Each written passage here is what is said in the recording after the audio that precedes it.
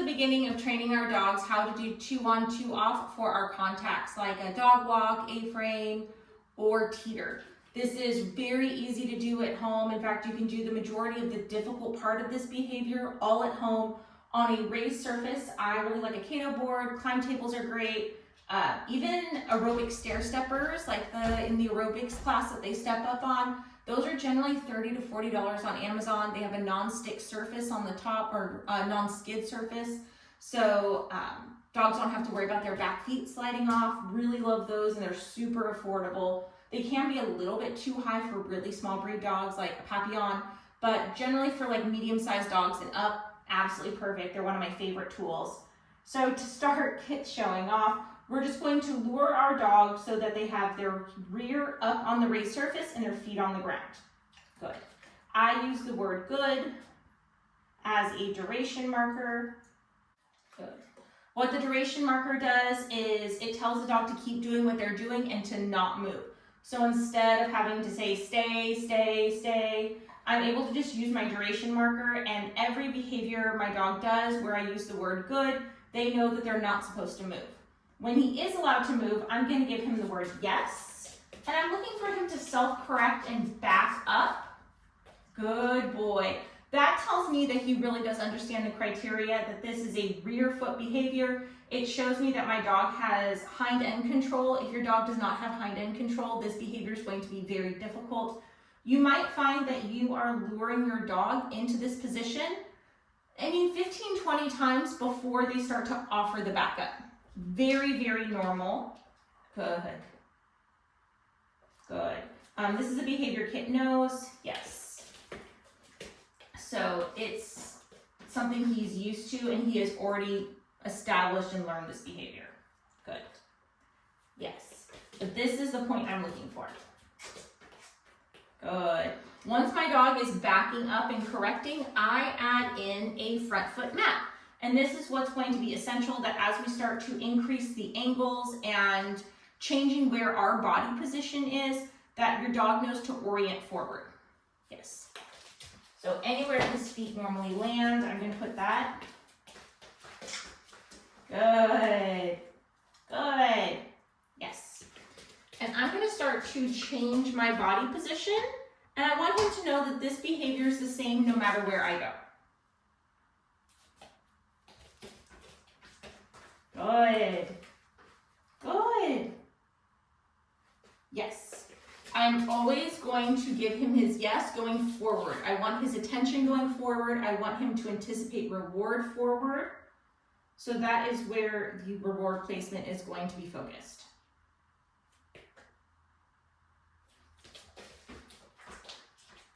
Good. Good. Yes. Good. Yes.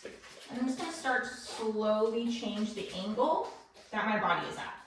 Your dog might have a really hard time with you starting to change angles. If you need to start luring them back into position when you start changing the angles, that is okay too. I'm going to give him a minute trying to think this one out. There, I really like, even though he only gave me 1 foot is okay. I'm just going to lure him back into position, give him his good, and a yes.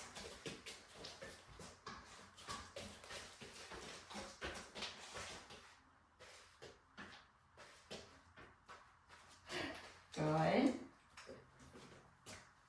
Yes.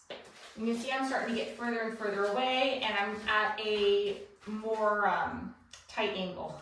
Good boy. Good. I want to be able to start to move my body around and him know that he's not supposed to leave that position no matter where I'm at.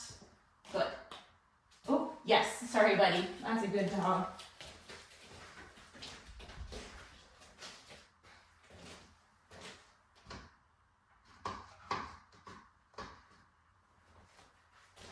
At the point where I can move around the room and he's still able to do this and replicate this behavior is when I start to put the command on it.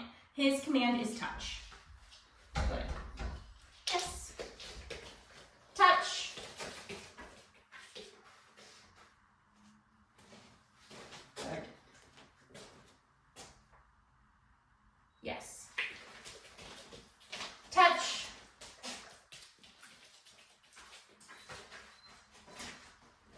Good.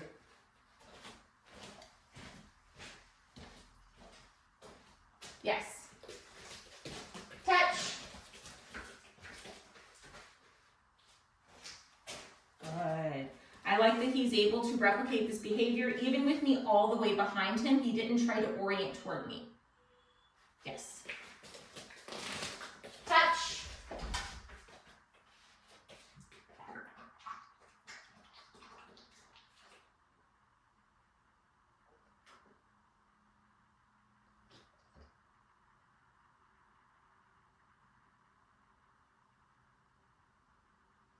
So this is a harder one for him. Let's see if he's able to think it out. Touch.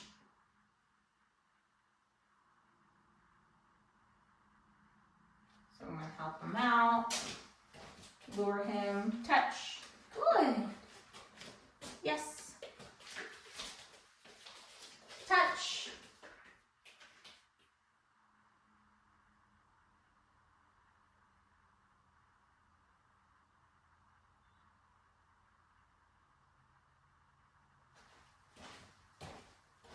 Good.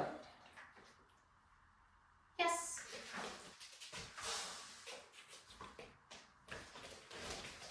Touch. Good boy. So just helping him out that little bit, I'm able to get the end completed behavior, which I was super, super happy with. Yes. Touch.